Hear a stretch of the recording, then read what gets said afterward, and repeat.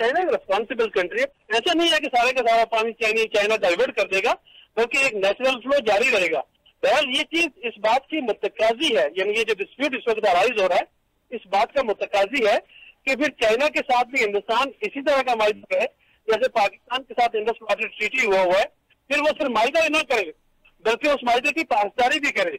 बदकिस्मती ये हुई है कि माजी में 1980 से लेकर आज तक हिंदुस्तान ने इंडस वाटर ट्रीटी को किसी न किसी सूरत में नुकसान पहुंचाया है। ये है कि अभी एक क्लाइमेक्स में पहुंच गया और उन्होंने 23 अप्रैल 2025 को इसे सस्पेंड कर लिया। अपने ही फॉल्स फ्लैग ऑपरेशन के नतीजे में उन्होंने सेल्फ कंसीव एक चीज की और उसी को लेकर आगे चल रहे हैं। अब ये शोर शराबा हिंदुस्तान की तरफ से ज्यादा है और वो कोशिश करता है कि हम शोर शराबा करके जो नेबरिंग कंट्रीज जो है तो उनको इन्फ्लुएंस करें, बाहर की जो ताकतें जो अमेरिका की सरहद में या यूरोप की सरहद में, ताकि वो प्रेशराइज करे चाइना जैसे ममालिक को। लेकिन आपने हाल ही में देख लिया कि चाइना के प्रेसिडेंट शी जिनपिंग ने दो चीजें की हैं। जो मिलिट्री परेड का मायना किया उसमें तकरीबन उन्होंने कहा कि दुनिया के पास दो चॉइसेस है, एक यह है कि अमन की तरफ जाएं और दूसरा ये है कि जैसे माजी में वर्ल्ड वॉर 1, वर्ल्ड वॉर 2 या फिर प्रॉक्सी वॉर्स होती रही है।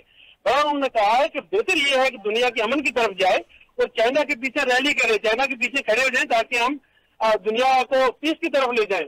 और उसी के स्टेटमेंट को प्रेसिडेंट पुतिन ने कहा है कि अभी हम जो वेस्टर्न डिक्टेट्स हैं, यूरोपियन डिक्टेट्स हैं या यूरोपियन फॉर्मेट है जंग का, उससे बाहर निकलना होगा और हमें पीस की तरफ जाना होगा। लेकिन इसके साथ साथ प्रेसिडेंट शी जिनपिंग ने एक डेमोन्स्ट्रेट कर दिया कि अगर किसी के सोचो फिक्र में कहीं मुगालता है, कोई गलतफहमी है, कोई मिसपरसेप्शन है, तो फिर ये भी देख लो ये मिलिट्री माइट भी हमारे पास है। ऐसा नहीं है कि माजी की तरह हम कहीं किसी इन्फ्लुएंस में आ जाएं या किसी न किसी सूरत में हम डोमिनेशन में चले जाएं।